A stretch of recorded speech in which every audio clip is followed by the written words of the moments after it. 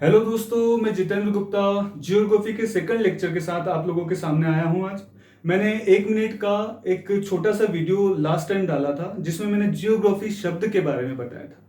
Geography शब्द का मैं एक बार क्विक रिवीजन करवा देता हूं आपको, फिर हम आगे के लेक्चर में आज आगे बढ़ेंगे। मैंने आपको बताया था कि जियोग्राफी शब्द यूनान से आया है। यूनान को आजकल क्या कहा जाता है? ग्रीस कहा जाता है। पहले एरिया बहुत बड़ा हुआ करता था, आजकल एरिया छोटा हो गया। एक क्वेश्चन एमपीपीएससी में आया था लास्ट टाइम नहीं मतलब 2-3 साल पहले आया था कि यूनान की राजधानी या फिर ग्रीस की राजधानी क्या है? एथेंस से। ठीक है, याद रखना ग्रीस की राजधानी क्या है? एथेंस से। तो मैंने आपको बताया था कि जियोग्राफी शब्द की उत्पत्ति यूनान या ग्रीस से हुई है। अब मैंने ये बताया था जियोग्राफी शब्द 2 शब्दों से मिलकर बना है। कितने शब्दों से मिलकर बना है? 2 शब्दों से मिलकर बना होता है। पहला शब्द होता है जियो, दूसरा शब्द होता है ग्राफी। पहले शब्द जियो का अर्थ होता है पृथ्वी, ग्राफी का अर्थ होता है अध्ययन करना या फिर वर्णन करना। तो जिस सब्जेक्ट के अंतर्गत जियोग्राफी का वर्णन किया जाता है, मतलब कि भूगोल का अध्ययन किया जाता है, उसको क्या बोलते हैं? जियोग्राफी कहा जाता है या फिर भूगोल कहा जाता है। तो हम आगे पढ़ने से पहले मैं कुछ बातें आपको यूनान के बारे में बताना चाहता हूं, क्योंकि मैंने अभी देखा है कि अभी सब लोगों को पता है कि अभी ओलंपिक गेम्स खत्म हुए हैं। सबसे पहली बात आप याद रखना, ओलंपिक गेमों की शुरुआत कहां से हुई थी? ओलंपिक गेमों की शुरुआत भी यूनान नामक जगह से हुई थी, यूनान देश से हुई थी। और यूनान में एक जगह है ओलंपिया, ओलंपिया नामक एक जगह है, शहर है, सिटी है। ओलंपिया नामक एक सिटी है। इससे ओलंपिक गेम्स की शुरुआत की गई थी। सबसे पहले कहां से की गई थी? यूनान से की गई थी।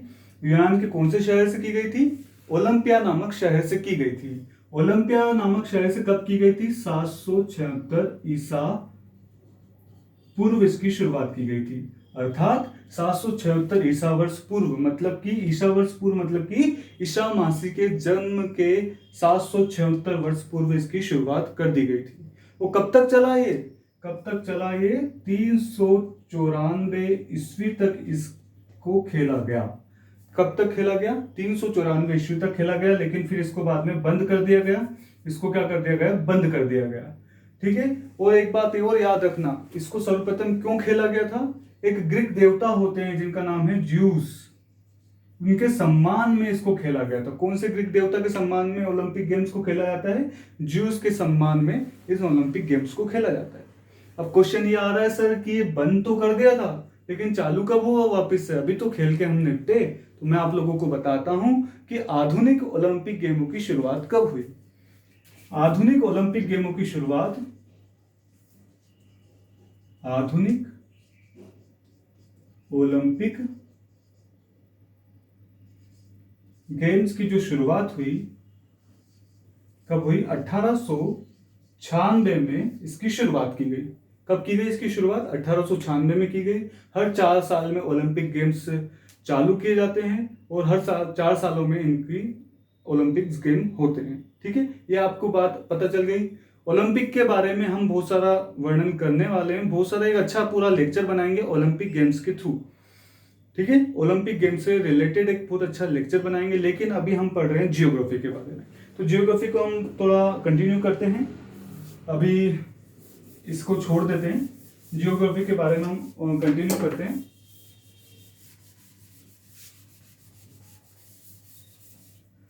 अभी मैं कुछ व्यवस्थाओं में लग रहा हूं दोस्तों। अभी मैं जिस जगह पे रहता हूं वहां पे रोड का काम चालू है, तो उधर शोर शराबा थोड़ा ज्यादा होता है, इसलिए मैं ज्यादा लेक्चर बना नहीं पा रहा हूं।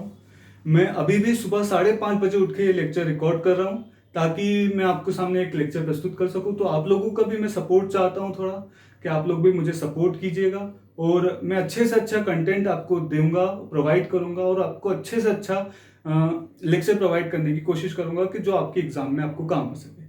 तो हम लोग अब शुरू करते हैं जियोग्राफी के आगे के बारे में। मैंने आप लोगों को बताया जियोग्राफी के शब्द की उत्पत्ति के बारे में। अब मैंने बता देता हूं जैसे कि जियोग्राफी के बारे में विचार कैसे आया। तो जियोग्राफी क्या होता है? एक दर्शन के रूप में जियोग्राफी को लिया जाता है। किस तरह से लिया जाता है? एक दर्शन के रूप में। किसके हिसाब से? दर्शन के रूप में। दर्शन क्या होता है? दर्शन दर्शन रावल नहीं होता, वो सिंगर की बात नहीं कर रहा हूं मैं। दर्शन का मतलब होता है विचार, सोच। दर्शन का मतलब क्या होता है? विचारों के रूप में इसका अध्ययन करना है।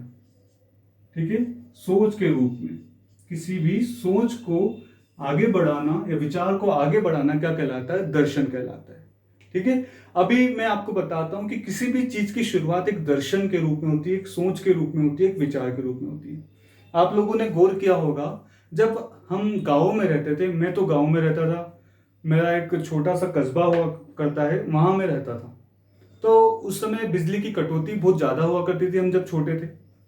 जब छत्तीसगढ़ मध्य प्रदेश से अलग हो गया था, तो मध्य प्रदेश में बिजली की हालत थोड़ी सी कमजोर हो गई थी, और उसी तरह से मध्य प्रदेश में बिजली की बहुत कटौती हुआ करती थी। तो बिजली की जब मध्य प्रदेश में कटौती हुआ करती थी तो बहुत ज्यादा लाइट जाया करती थी, तो हम लोग क्या करते थे? छत पे बिस्तर करा करते थे। रात भर हम गर्मियों के दिनों में छतों पे बिस्तर करके सोया करते थे। जब हम आंखें खोलते थे, ऊपर देखते थे, तो हजारों करोड़ों लाखों करोड़ों तारे हुआ करते थे, जिसमें कोई तारा बड़ा हुआ करता था, कोई बिल्कुल छोटा हुआ करता था, कुछ तारे बिल्कुल झुंड में हुआ करते थे। कभी चंद्रमा आता था, कभी चंद्रमा आता ही नहीं था। सुबह हम देखते थे कि सारे तारे गायब हो जाते थे। सूर्य पूर्व से उदय होता था, शाम को पश्चिम में जाता था, फिर से पूर्व में आ जाता था। लेकिन हमने इसके बारे में सोचने का विचार तो किया, लेकिन हम ज्यादा सोचा नहीं हमने। लेकिन कुछ लोग ऐसे भी थे जिन्होंने इनके बारे में विचार किया, इनके बारे में सोचा, इनको एक अध्ययन के रूप में लेके आए, उनको एक दर्शन के रूप में लेके आए। ठीक है, इसलिए इसको हम जियोग्राफी को भी हम क्या बोलेंगे? दर्शन के रूप में लेके आए। तो क्वेश्चन ये आता है कि सर ये बताइए कि जियोग्राफी को एक सब्जेक्ट के रूप में, एक दर्शन के रूप में पहली बार कब देखा गया और किन के द्वारा देखा गया? तो मैं आप लोगों को बता देता हूं कि जियोग्राफी को एक दर्शन के रूप में, एक सब्जेक्ट के रूप में किस देश के वासियों ने रोका, मतलब शुरू किया? तो मैं आप लोगों को बताना चाहता हूं कि यूनान के लोगों ने, रोम के लोगों ने तथा अरब के लोगों ने जियोग्राफी को एक दर्शन के रूप में देखा और इस पे कुछ किताबें लिखना प्रारंभ किया, इसके बारे में अध्ययन करना प्रारंभ किया। अध्ययन किया तो उसके बाद उन्होंने किताबें लिखी। देखो, जब किसी की चीज के बारे में अध्ययन किया जाता है और उसके बारे में जब किताबें लिखी जाती है, तभी तो उसके बारे में एक सब्जेक्ट तैयार होता है। ठीक है, तो पहले एक छोटे सब्जेक्ट के रूप में इसको देखा गया, लेकिन भूगोल को, जियोग्राफी को एक सब्जेक्ट, एक पृथक सब्जेक्ट, एक अलग सब्जेक्ट के रूप में मान्यता कब प्रदान कर दी गई? 19वीं सदी में। 19वीं सदी में एक अलग सब्जेक्ट बना दिया गया। 19वीं सदी में जियोग्राफी को एक अलग सब्जेक्ट बना दिया गया। अब ये बताइए सर कि सबसे पहले जियोग्राफी के बारे में लिखा किसने? क्वेश्चन तो आया होगा ना माइंड में। अगर आप पहली बार जियोग्राफी पढ़ रहे हैं तो आपके माइंड में ये क्वेश्चन आ रहा होगा कि सर बताइए कि पहली बार जियोग्राफी के बारे में किसने लिखा? तो मैं आपको बताना चाहता हूँ, 1 मिनट का वेट कीजिएगा। अभी हम थोड़ा सा इसको मिटा दें, मिटाने के बाद मैं बताता हूँ। तो मैंने आपको बताया कि सबसे पहले दर्शन के रूप में इसका शुरुआत हुई जियोग्राफी की। तो शुरुआत जब हुई तो विचारक के रूप में हुई, मतलब विचारों के रूप में हुई। तो जो विचार को एक बुक में लिख देते हैं तो उनको क्या बोलते हैं? विचारक कहते हैं। ठीक है, तो एक विचारक हुए जिनका नाम था हिकेटियस। क्या नाम था? हिकेटियस नामक एक विचारक थे। ठीक है, एक हिकेटियस नामक एक विचारक थे। इन्होंने एक बुक लिखी जिसका नाम था जस पीरियोडियस। जस पीरियोडियस नामक एक बुक लिखी। एक बात मैं आपको स्पष्ट कर देना चाहता हूं, ये इंग्लिश के नाम हुआ करते थे सारे। इनका प्रोनाउंसिएशन कुछ किताबों में अलग होता है, कुछ किताबों में अलग होता है, लेकिन मैक्सिमम जगह पे इसका प्रोनाउंसिएशन जस पीरियोडियस ही लिखा जाएगा। ठीक है, और आपका ऑब्जेक्टिव टाइप क्वेश्चन आएंगे तो आपको टिक करना होगा। एक ही प्रकार का क्वेश्चन होगा, एक ही प्रकार का ऑब्जेक्ट इस प्रकार का होगा। तो आप लोगों को ध्यान रखना है, हिकेटियस नामक व्यक्ति ने एक बुक लिखी जिसका नाम था जस पीरियोडियस।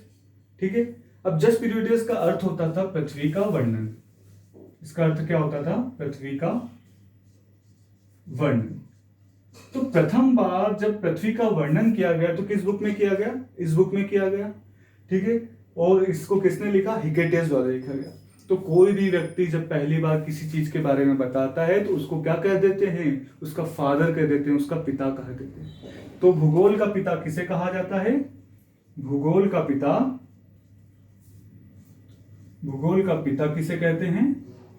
हिकेटियस को भूगोल का पिता कहा जाता है।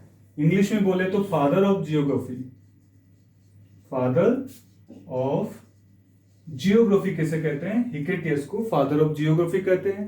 ठीक है, देखो किसी भी सब्जेक्ट के बारे में बताते हैं तो सबसे पहले उसका फादर का नाम आता है। जैसे कि हम जियोग्राफी सब्जेक्ट के बारे में पढ़ रहे हैं तो सबसे पहले हम जियोग्राफी के फादर के बारे में पढ़ रहे हैं। कौन है जियोग्राफी के father? Father of geography Hecataeus को। जैसे कि हम जीव विज्ञान पढ़ेंगे तो जीव विज्ञान में पढ़ेंगे जीव विज्ञान के पिता कौन कहलाते हैं? अरस्तु को जीव विज्ञान का पिता कहा जाता है। अब हिकेटियस साहब ने ये बुक तो लिख दी इसमें, लेकिन उन्होंने कुछ छोड़ दी, कुछ अव्यवस्थित रूप से इस बुक को लिख दिया। कैसे अव्यवस्थित रूप से? पहले उन्होंने नदियों का वर्णन कर दिया, फिर उनके दिमाग में आया नदियों की जगह पहाड़ भी तो हैं, पहाड़ का भी तो वर्णन करो। उन्हें पहाड़ों का वर्णन कर दिया। फिर उन्होंने पूछा कि यार तारे भी तो हैं, तारों का भी तो वर्णन करना चाहिए, तारों का वर्णन कर दिया। तो इस प्रकार से उन्होंने अव्यवस्थित रूप से इस बुक को लिखा। तो इसलिए पहली बार लिखा इसलिए तो उनको जियोग्राफी का पिता कह दिया, लेकिन व्यवस्थित रूप से नहीं लिख पाए। तो क्वेश्चन अगर आपके मन में आता है कि सर व्यवस्थित रूप से किसने लिखा पहली बार, व्यवस्थित रूप से जियोग्राफी को किसने लिखा पहली बार, तो मैं आपको एक नाम बताना चाहता हूं जिसका नाम था इरेटोस्थनीज। इरेटोस्थनीज, ये भी यूनान के ही रहने वाले थे। इरेटोस्थनीज क्या है? इन्होंने व्यवस्थित रूप से पहली बार भूगोल का वर्णन किया, इसलिए व्यवस्थित भूगोल का जनक किसे कहा जाता है? व्यवस्थित भूगोल का पिता किसे कहा जाता है? इसको कहा जाता है इरेटोस्थनीज को। व्यवस्थित भूगोल का जनक, व्यवस्थित भूगोल का जनक किसे कहते हैं? इरेटोस्थनीज को व्यवस्थित भूगोल का जनक कहा जाता है। लेकिन क्वेश्चन इसके अलावा एक और आएगा। ये क्वेश्चन क्या आएगा कि बताइए सर कि जियोग्राफिया शब्द का प्रयोग सर्वप्रथम किसने किया? जियोग्राफी का कौन सा शब्द? जियोग्राफी का शब्द का सर्वप्रथम प्रयोग किसके द्वारा किया गया? तो मैंने आपको बताया इरेटोस्थनीज नामक एक खगोल शास्त्री या वैज्ञानिक जिनको बोल सकते हैं, इनके द्वारा जियोग्राफी शब्द का सबसे पहले उपयोग किया गया। ठीक है, और व्यवस्थित भूगोल का जनक इनको कहा जाता है। अब आता है कि सर व्यवस्थित भूगोल हो गया, भूगोल का पिता हो गया, लेकिन ऐसा बोला जाता है कि सर आधुनिक भूगोल भी तो कुछ होता है। तो मैं आपको एक बता देता हूं।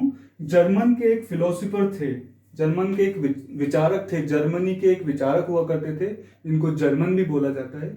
जर्मनी के एक विचारक हुआ करते थे जिनका नाम था अलेक्जेंडर वॉन हम्बोल्ट। इनका नाम क्या था? अलेक्जेंडर वॉन हम्बोल्ट नामक एक विचारक थे, फिलोसोफर थे। उनके द्वारा सबसे पहले क्या किया गया? आधुनिक रूप से भूगोल का वर्णन किया गया। मतलब कि जो चीजें इरेटोस्थनीज द्वारा भी छोड़ दी गई थी, जिनकी खोज हो ही नहीं पाई थी उस समय, लेकिन इनने क्या किया? उन सब चीजों को इकट्ठा किया और एक अपनी बुक लिख दी जिसका नाम था कॉस्मॉस।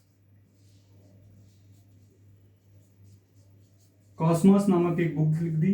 कॉस्मॉस कौन सा शब्द है? एक जर्मनी का शब्द है, जर्मन भाषा का शब्द है। इसका अर्थ होता है ब्रह्मांड। क्या होता है? ब्रह्मांड इसका अर्थ होता है। ठीक है, इस ब्रह्मांड अर्थ वाली बुक का नाम क्या है? कॉस्मॉस है। बिंदु नहीं आएगा, यहाँ चंद्र आएगा बस। कॉस्मॉस इसका बुक का नाम है। तो क्वेश्चन ये आएगा कि कॉस्मॉस किसको बोला जाता है? कॉस्मॉस क्या है? एक बुक है। किसने लिखा था? जर्मन वैज्ञानिक अलेक्जेंडर वॉन हम्बोल्ट द्वारा लिखा गया था, और इसमें आधुनिक रूप से भूगोल का वर्णन किया गया था। इसलिए आधुनिक भूगोल का जन्मदाता किसे कहते हैं? आधुनिक भूगोल का पिता किसे कहते हैं? अलेक्जेंडर वॉन हम्बोल्ट को कहा जाता है। दोस्तों, इन नामों को याद रखना इतना आसान नहीं होता, क्योंकि इंग्लिश नाम है, हमें अंग्रेजों से तो पूरा ही नफरत ही है। ठीक है, लेकिन इनको याद रखना पड़ेगा क्योंकि हमें एग्जाम में पूछे जाते हैं। तो मैं इसकी एक बहुत अच्छी ट्रिक आपको बताने वाला हूँ, लेकिन लेक्चर के लास्ट में। लेक्चर के लास्ट तक आप देखते रहिए। मैं इतनी अच्छी ट्रिक बताऊंगा आपको कि आप लोगों को इनके नाम रट जाएंगे। आप सपने में भी अपने दोस्तों को भी इन्हीं के नाम से पुकारेंगे। मैं आपको एक ट्रिक बताने वाला हूँ, आप लास्ट तक बने रहिए। मैं बहुत अच्छी ट्रिक बताऊंगा। हर लेक्चर के लास्ट में एक ट्रिक बताने वाला हूँ जिससे आपको पूरा लेक्चर रटा जाएगा। आगे बढ़ते हैं हम। देखिएगा, थोड़ा सा वेट कीजिएगा। हाँ तो दोस्तों, फिर कैसी चल रही है आप लोगों की पढ़ाई? एमपीपीएससी नवंबर में आने वाली है। उसके लिए हम मध्य प्रदेश को भी स्टार्ट करने वाले हैं। जल्दी से हम मध्य प्रदेश के भी एक रील डालेंगे, एक लेक्चर डालने की शुरुआत करेंगे मध्य प्रदेश से। मध्य प्रदेश भी बहुत ज़्यादा इंपॉर्टेंट होता है किसी भी एग्जाम के लिए मध्य प्रदेश की। तो हम जियोग्राफी को अभी कंटिन्यू करते हैं, उसके बारे में मैं अगले लेक्चर में बताऊंगा आपको कि हम कब से वो रील डालने वाले हैं, मध्य प्रदेश की पूरी सीरीज कब चालू करने वाले हैं।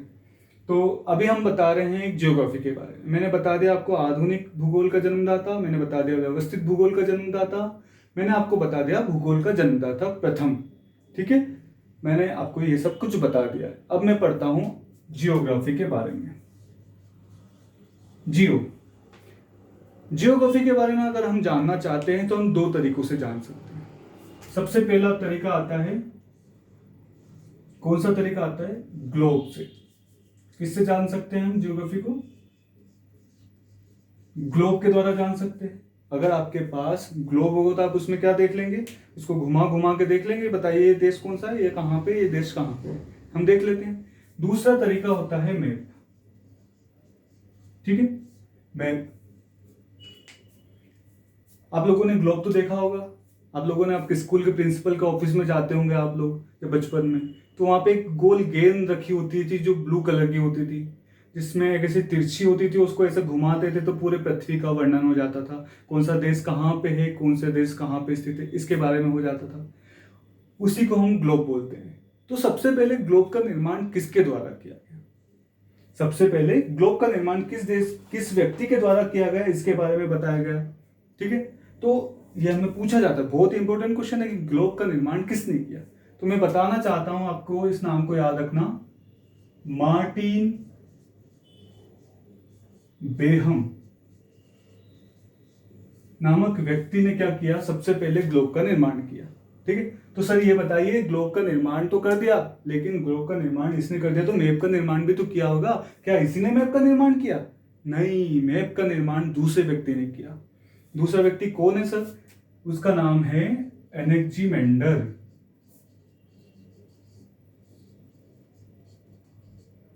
एनेक्जीमेंडर नामक एक व्यक्ति थे, उन्होंने क्या किया? मैप का निर्माण कर दिया। मैप को बनाने का श्रेय किसको जाता है? एनेक्जीमेंडर को जाता है। और ग्लोब को बनाने का श्रेय किसको जाता है? मार्टिन बेहम को जाता है। एक क्वेश्चन और आता है कि बताइए इंडिया में मैप का कॉन्सेप्ट कौन लेके आया? मध्य प्रदेश में नहीं, भारत में। भारत में मैप का कॉन्सेप्ट कौन लेके आया सर्वप्रथम? तो मैं आपको बताना चाहता हूं, जो अरब से जो लोग ले आए थे भारत में, अरब देशों से जो लोग आए थे, वो भारत में मैप का कॉन्सेप्ट लेके आए थे। ठीक है, भारत में मैप का कॉन्सेप्ट कौन लेके आया? अरब से जो लोग आए थे वो मैप का कॉन्सेप्ट लेके आए भारत में। लेकिन भारत का सर्वप्रथम नक्शा किसके द्वारा बनाया गया, इसके बारे में मैं आपको बताना चाहता हूं कि भारत का सबसे पहले जो नक्शा बनाया था, उनका नाम था एन विले। एन विले नामक व्यक्ति थे जिन्होंने भारत का प्रथम नक्शा बनाया था, भारत का सबसे पहला मानचित्र बनाया था। भारत का मानचित्र सर्वप्रथम किसने बनाया था? एन विले ने बनाया था। कब बनाया था? 1752 में इनके द्वारा बना दिया गया था। ठीक है, आप लोगों को पता चल गया। एक और क्वेश्चन आता है कि ये क्वेश्चन ये भी नहीं आया, ये भी नहीं आया। कौन सा क्वेश्चन आया कि विश्व के मानचित्र पर भारत को प्रथम बार किसके द्वारा दर्शाया गया? विश्व के मानचित्र पर भारत को प्रथम बार किसके द्वारा दर्शाया गया? तो मैं आपको नाम, थोड़ी जगह का प्रॉब्लम है तो मैं आपको नाम बता देता हूं उसका, कि भारत के मानचित्र को विश्व के मानचित्र पर दर्शाने वाले व्यक्ति का नाम है टॉलमी। टॉलमी एक ऐसे व्यक्ति थे जिन्होंने भारत के मानचित्र को विश्व के मानचित्र पर दर्शाया, भारत को विश्व के मानचित्र में दर्शाया।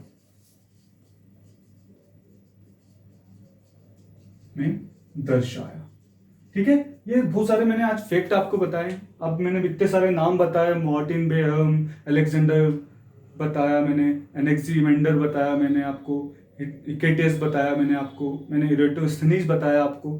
तो मैं इनको याद करने की ट्रिक बताता हूँ। देखो दोस्तों, हम लोग पढ़ाई करते हैं, आप लोग या तो घरों में रहते होंगे, अपने मम्मी पापा भाई बहन के साथ रहते होंगे, अपने दोस्तों के साथ रहते होंगे, रूम से रहते होंगे। तो अपन अफोर्ड तो कर नहीं पाते कि एक अकेला व्यक्ति एक रूम में रह ले। 4-5 हज़ार का एक रूम मिलता है बड़ी बड़े शहरों में। तो आपके साथ आपके क्या होंगे? रूममेट्स होंगे। रूममेट्स होंगे ना, तो कम से कम 2 रूममेट्स तो होंगे आपके। तो आप ऐसा कीजिए, जो पहला वाला रूममेट है उसका नाम रख दीजिए हिकेटियस। आप उसको बार बार बोलेंगे ओ हिकेटियस कैसा है तू, तो वो पूछेगा हिकेटियस कौन है भैया, मेरे को हिकेटियस को बोल रहा है तू। तो उसको बोलना भैया तू तो बड़ा महान व्यक्ति है, तूने क्या किया पता है तेरे को, तूने एक बुक लिखी थी जिसका नाम था जस्ट पीरियोडियस।